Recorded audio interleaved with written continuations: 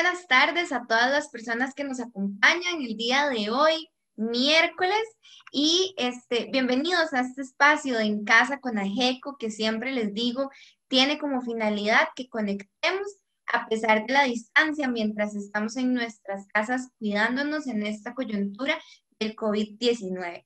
Para seguir con el tema de este mes, que es mujer y discriminación, hoy nos acompaña Fernanda Villalobos. Ella es profesional en pedagogía y es la actual promotora en salud y derechos del CIPAC, y hoy nos va a hablar de género y discriminación. Así que sin más, les dejo con Fernanda.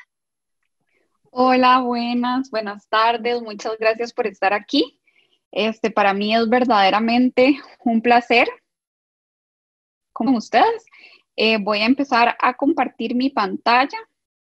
Como les mencionaban, mi nombre es María Fernanda Villalobos y soy la promotora en salud y derechos del CIPAC. Actualmente el CIPAC es el Centro de Investigación y Promoción para América Central en Derechos Humanos.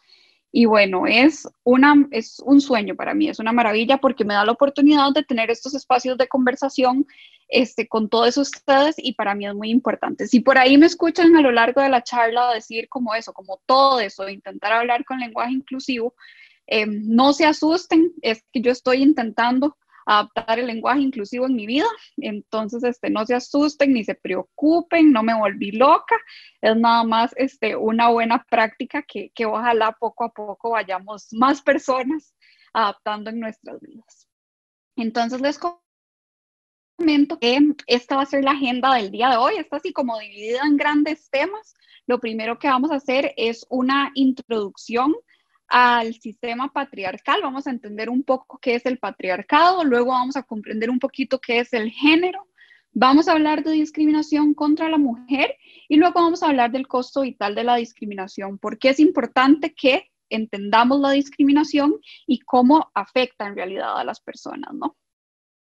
Para empezar, como les menciono, vamos a hablar de qué es el sistema patriarcal. Lo primero, me gustaría mencionar que lo primero es que toda la información que voy a compartir con ustedes es información que viene de fuentes como lo son el INAM, como lo es también las investigaciones que ha realizado CIPAC previamente o en las que he estado involucradas, para que sepan que toda esa información que tiene fuentes verdaderas, ¿verdad? Que tiene fuentes respaldadas, y no es cualquier página.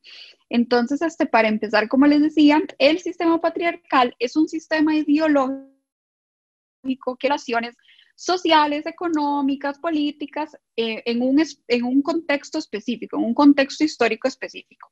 Esto lo que quiere decir es que el sistema patriarcal media no solo la manera en la que nos relacionamos con las personas a nuestro alrededor, sino también media la manera en la que vivimos en general. Y pues por supuesto tiene como objetivo la dominación, la dominancia, la supremacía. Vamos a hablar un poco de cuáles son esas características que tiene el patriarcado, y yo creo que podemos verlas también, podemos ir intentando como enlazarlas a las realidades en las que vivimos, porque es en realidad bastante claro cómo se refleja. Entonces, una de las características del patriarcado es que es dualista. Con esto me refiero a que promueve una caracterización dicotómica de características y condiciones sociales. Con esto lo que busca no es como que se pueda coexistir, sino que más bien se puedan contraponer. Luego es jerárquico porque le otorga valores a esas caracterizaciones que hace, ¿no? Le da más valor a una o menos valor a otra.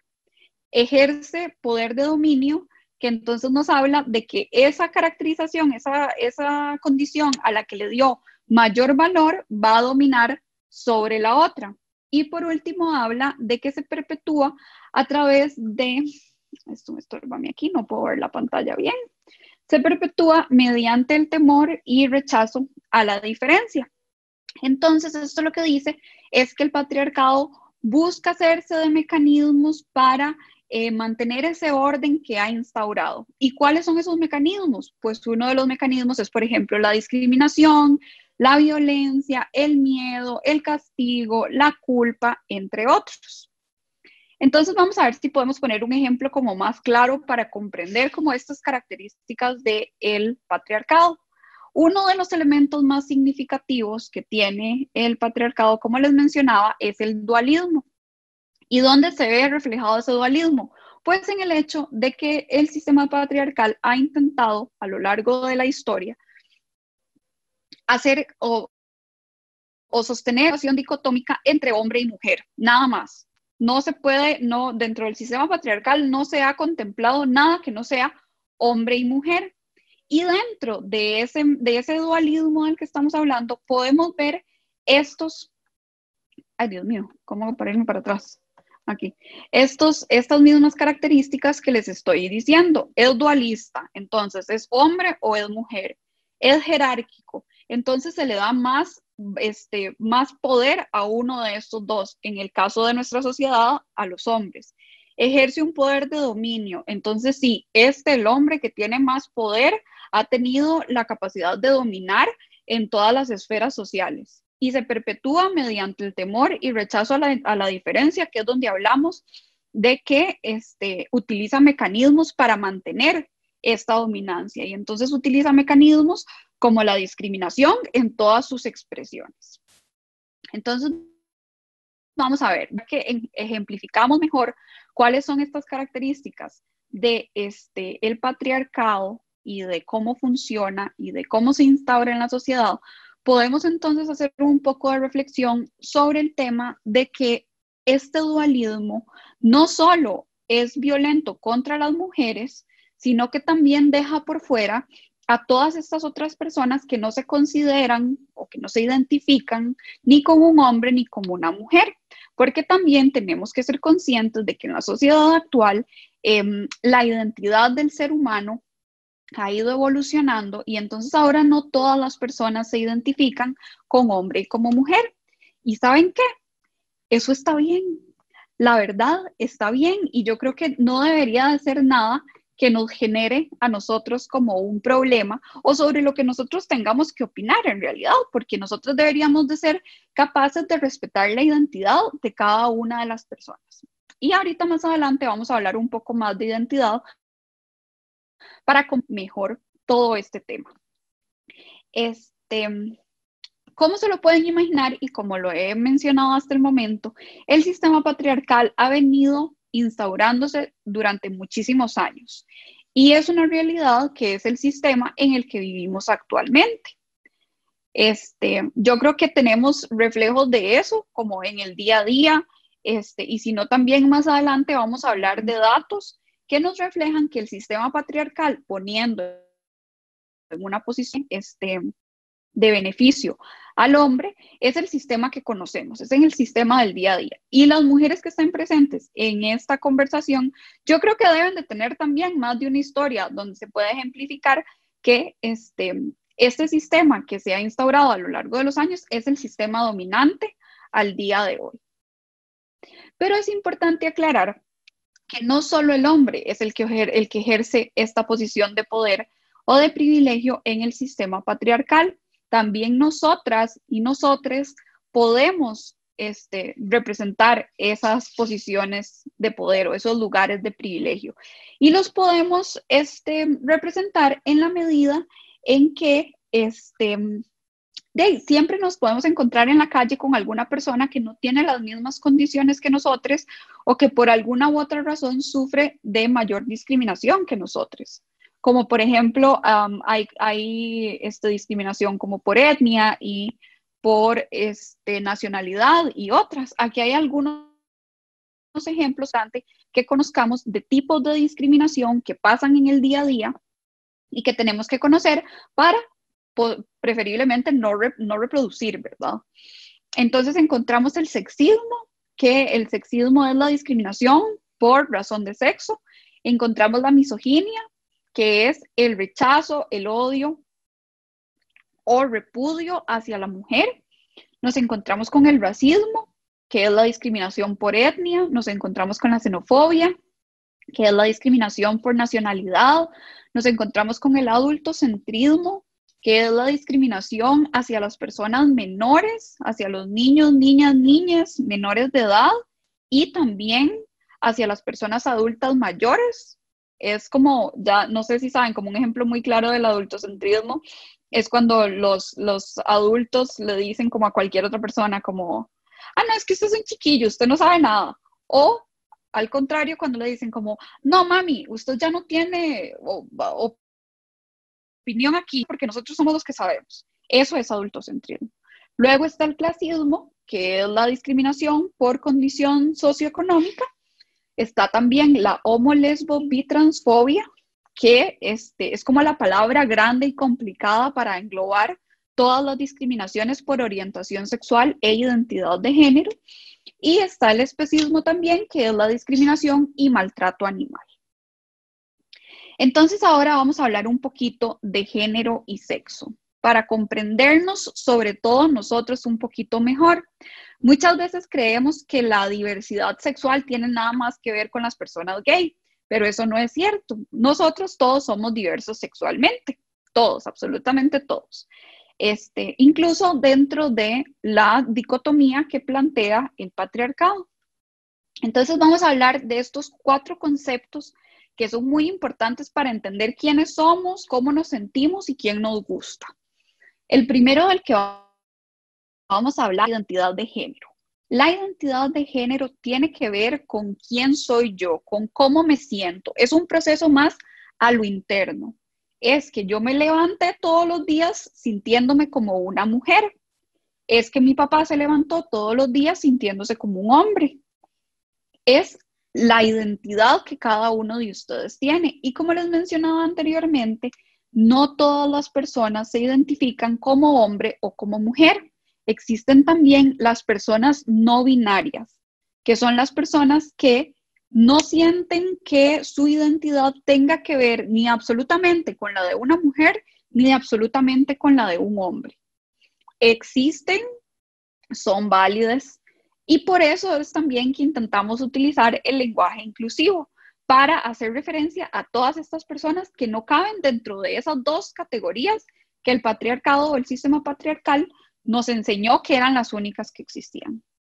Luego está el que dice expresión de género, que es la manera como nos mostramos al mundo. Aquí hablamos de si soy una persona femenina, si soy una persona masculina, cuál es esa reproducción de estereotipos que estoy haciendo, si me gusta mucho arreglarme, si me gusta maquillarme, si me gusta tener una barba tupida y frondosa. Ahí en expresión de género es donde hablamos de todo eso. Luego está la orientación sexual, que es quién nos gusta, quién nos atrae. Y por último está el sexo biológico, que tiene que ver con los caracteres físicos, cromosómicos con los que nacimos. Estos 4 conceptos no están enlazados entre sí y eso es muy importante que lo sepamos. Si yo me identifico como una mujer, no quiere decir que mi sexo biológico tenga que ser precisamente una vulva. Si yo me identifico como un hombre, no quiere decir precisamente que mi sexo biológico tenga que ver con un pene. Entonces, es importante que desliguemos esos conceptos. Es también importante que entendamos que yo puedo ser una mujer trans y además puedo ser lesbiana. Otro que les menciono, que lo entendamos, todo el grupo diverso que somos las mujeres, existen muchas que forman parte de poblaciones LGBT. Y entonces vamos a hablar rápidamente de qué es ese acrónimo que nos encontramos en todo lado, ahora más a menudo que antes, ¿no? Es importante que comprendamos qué es lo que representa cada una de esas letras para poder tener como conocimientos, ¿verdad? Y que no nos agarre por sorpresa. Ahora este mismo acrónimo se presenta con un montón de variaciones. A veces puede ser nada más LGBT o puede ser LGBTIQ o puede ser LGBTQ o existen muchas diferentes maneras de plantearlo. Yo se los voy a plantear así porque es más sencillo y además es inclusivo. Entonces, la L está ahí para representar a las lesbianas, que son las mujeres que se sienten física y emocionalmente atraídas hacia otra mujer. La G está para representar a los hombres gay, que son aquellos que se sienten física y emocionalmente atraídos hacia otro hombre. La B, que está para representar a las personas bisexuales, que son aquellas que se sienten atraídas hacia dos géneros. Y está la T para representar a las personas trans.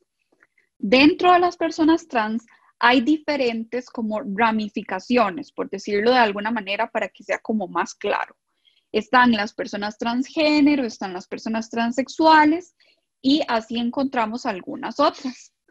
Lo que es importante de reconocer en la T de persona trans es que las personas trans son esas personas que no encontraron esa conexión estereotípicamente aceptada, impuesta por el sistema patriarcal, de que cómo me siento tiene que hacer juego con mi sexo biológico.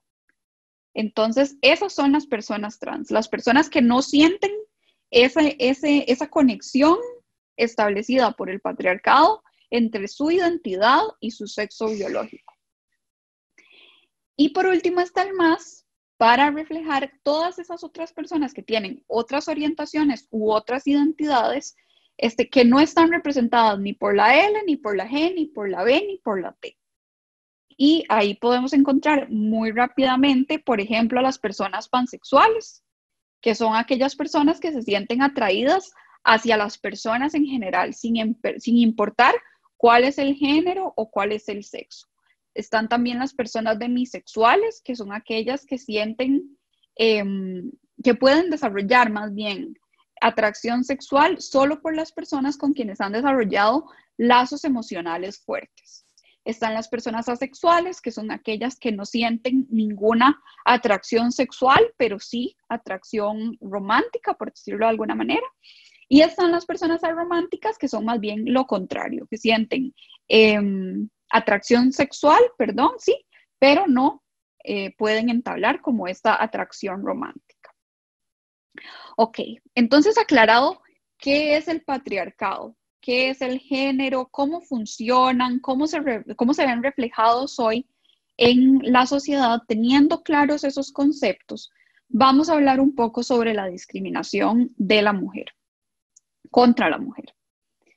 Y vamos a partir de que en nuestro país existen diferentes herramientas legales que sancionan todo tipo de discriminación, toda forma de discriminación contra la mujer.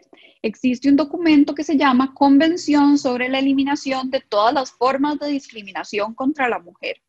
Y en ese documento, en el artículo número 1, se dice que la discriminación contra la mujer denota toda distinción, exclusión o restricción basada en el sexo que tenga por objeto o por resultado menoscabar o anular el reconocimiento, goce o ejercicio por la mujer, independientemente de su estado civil, sobre la base de la igualdad del hombre y de la mujer, de los derechos humanos y de las libertades fundamentales en las esferas política, económica, social, cultural y civil o en cualquier otra esfera.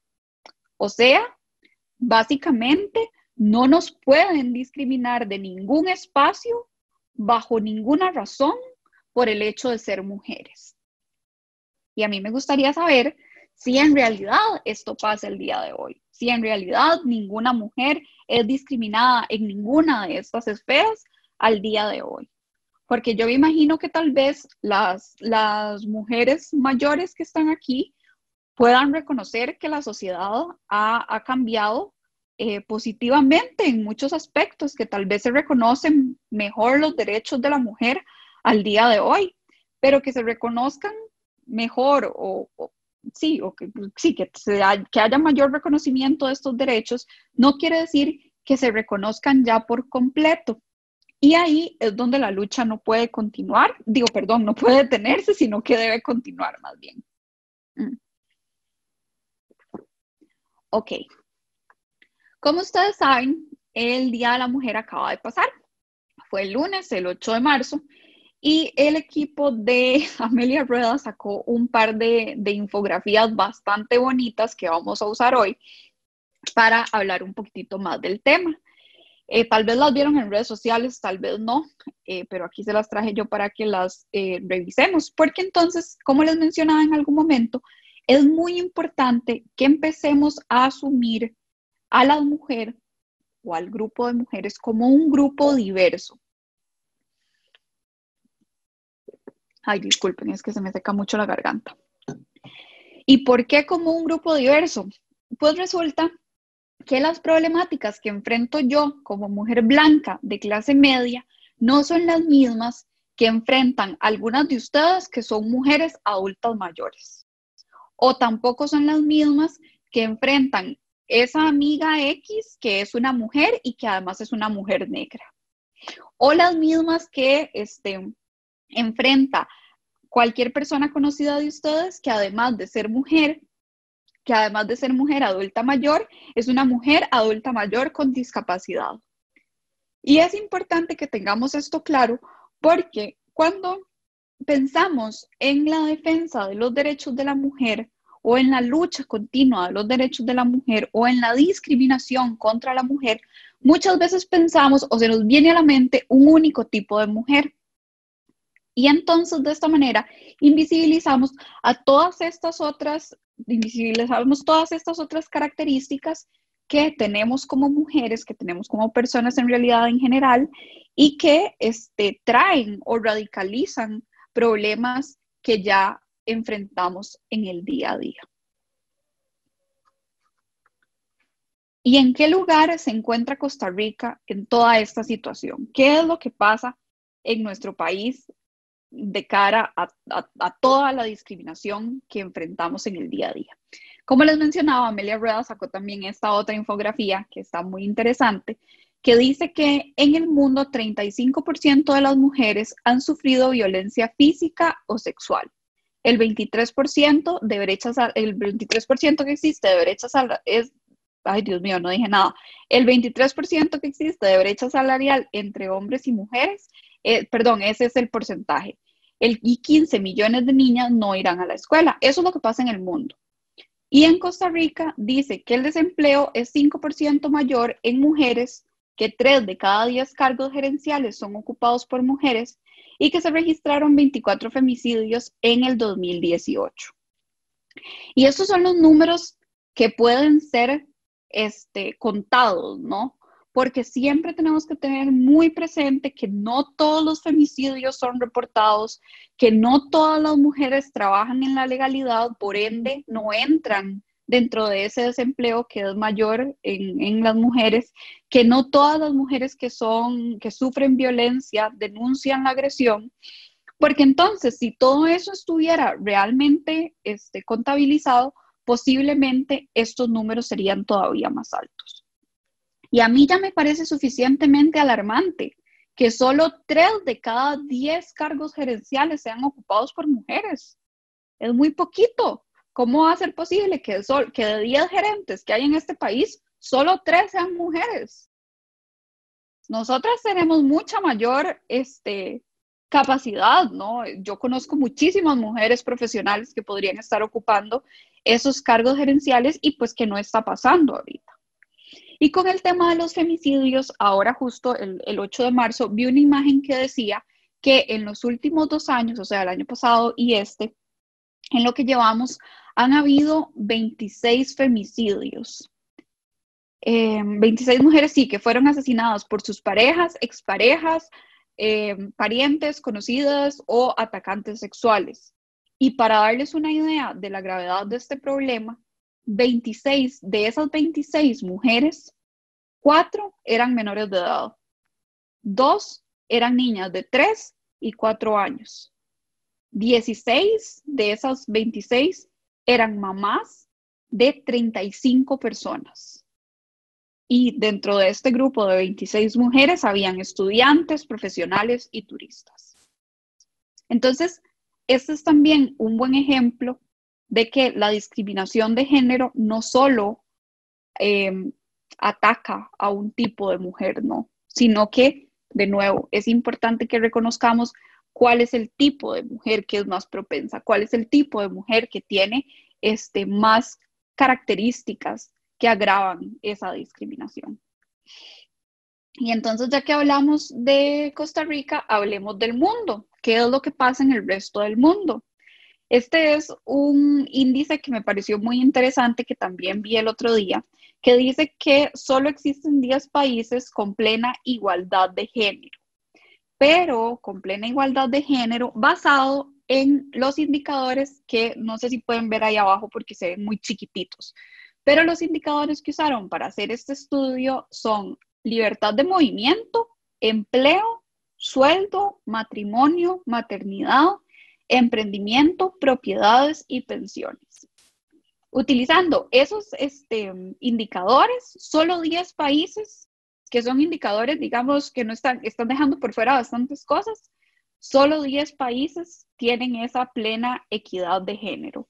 Y ninguno de los países que tiene esa plena equidad de género está ni siquiera cerca de Costa Rica. El que está más cerca es Canadá, y yo creo que todos sabemos que las diferencias entre cómo funciona Canadá y cualquier otro país de la región son abismales, ¿verdad? Entonces, imagínense qué problema, ¿verdad? Por ahí mencionan que Guatemala tiene un 70,6% de equidad, pero entonces también habría que ver qué tan cierto es, ¿verdad? Porque en Guatemala también hay mucho machismo y también hay mucha violencia y también hay muchas poblaciones indígenas en donde nada de esto se está midiendo, ¿verdad? Y bueno, como datos adicionales también a esto mismo de qué pasa en el resto del mundo, veía también otra imagen que decía que las mujeres somos el 51% de la población del mundo, pero somos el 70% de las personas con pobreza en el mundo, en estado de pobreza en el mundo. Y también somos el 83% de familias monoparentales en el mundo. Y también realizamos el 76% del trabajo. Producimos el 50% de los alimentos, pero solo nos ganamos el 11% de los salarios. Y cuando hablamos de cuánta tierra las mujeres poseen o no alrededor del mundo, es solo el 1%. Yo creo que estos son números que nos dejan bastante claro que en realidad todavía existe discriminación contra la mujer. Y está en todo lado, ¿verdad? Está en todas las esferas en las que se supone que no debería de estar. Seguimos por acá.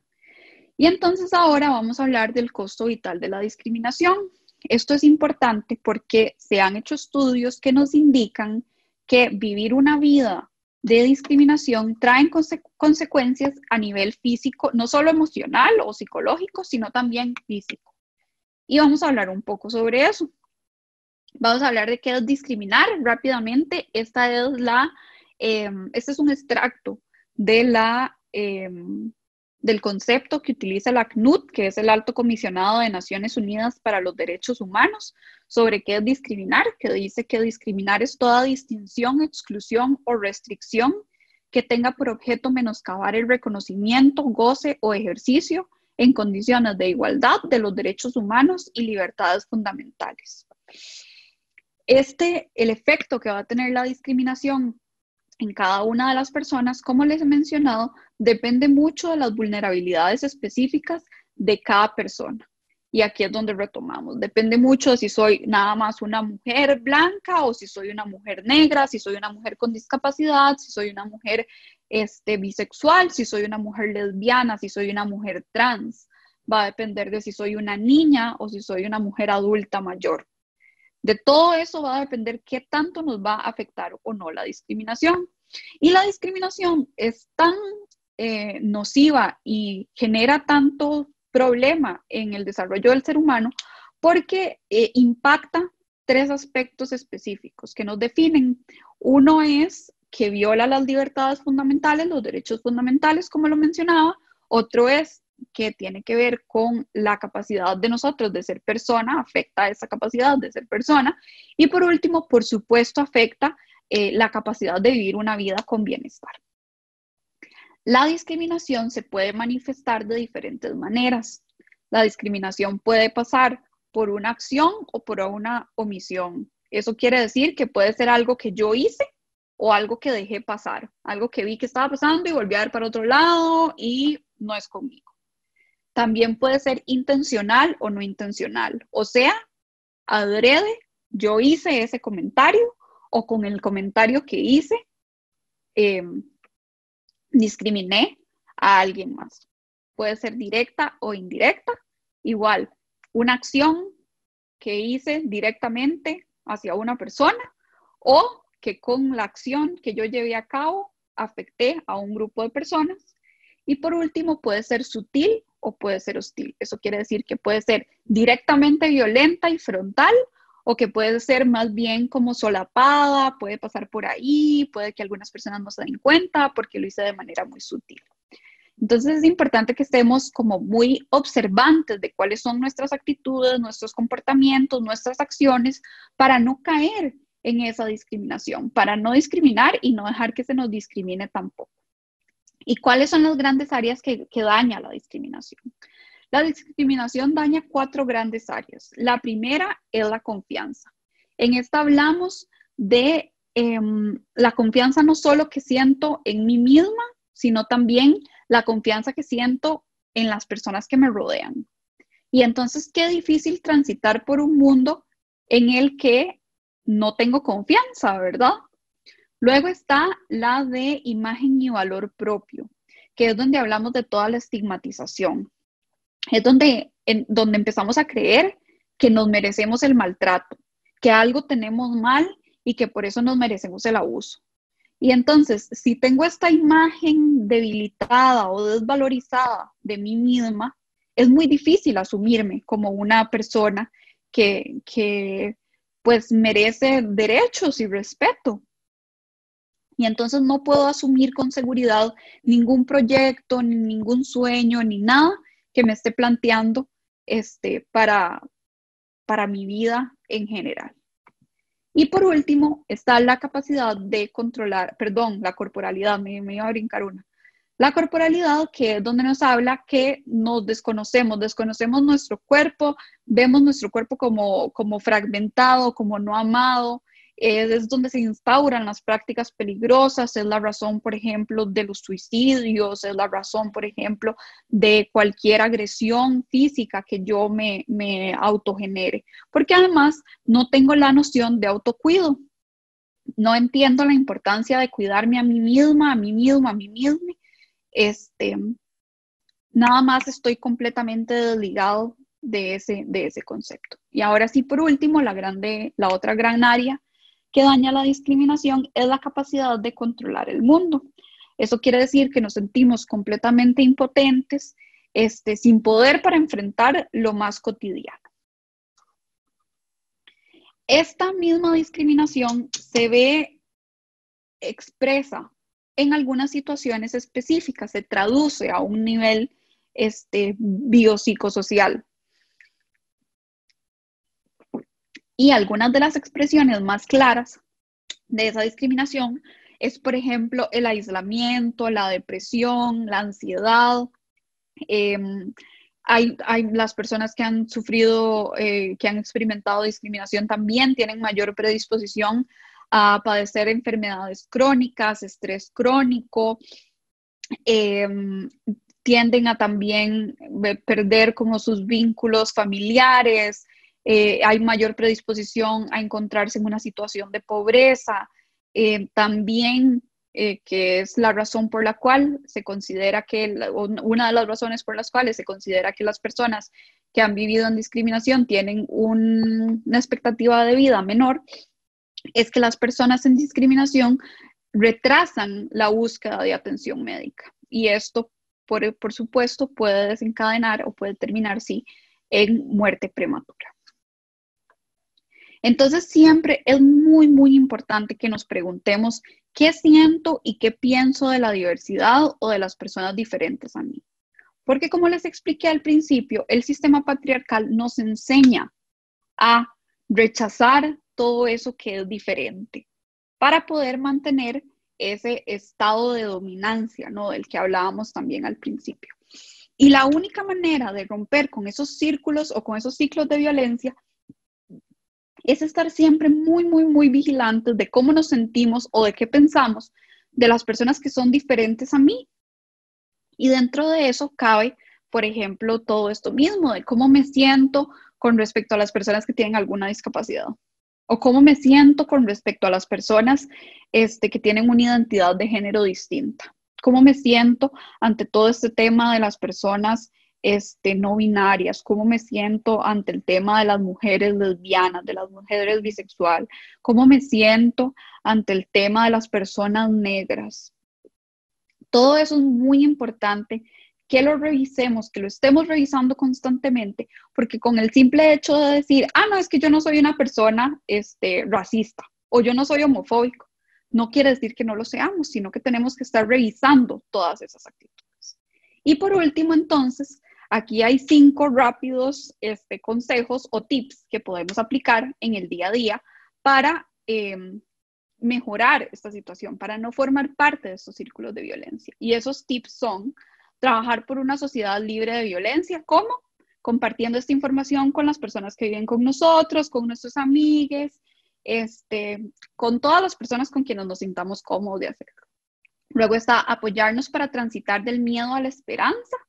Eso quiere decir formar redes de cuidado, fortalecer esas redes de cuidado con nuestras personas cercanas, apoyarles, ayudarles, sobre todo si tenemos identificada alguna persona en nuestros círculos que esté experimentando la discriminación, proteger y protegernos de las diferentes expresiones de la discriminación, facilitar esos caminos de recuperación hacia la esperanza y por último alzar la voz, porque es la única manera de hacer cualquiera de estas cosas, ¿no? Alzar la voz es la única manera que tenemos para, o es el medio que tenemos para romper con todos estos ciclos de discriminación nociva. Entonces, bueno, eso sería todo de mi parte y abro el espacio, no sé, por si tienen alguna pregunta.